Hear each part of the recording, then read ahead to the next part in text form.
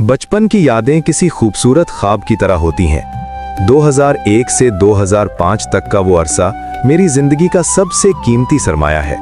वो वक्त जब जिंदगी सिर्फ स्कूल के बस्ते, होमवर्क और खेल कूद के गिर्द घूमती थी।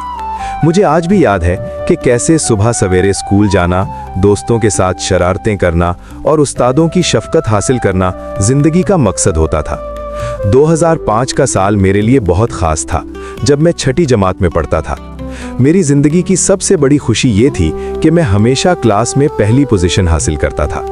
वो खुशी जो रिजल्ट वाले दिन वालिदैन के चेहरों पर मुस्कुराहट देखकर मिलती थी, उसका कोई नेमुल बदल नहीं।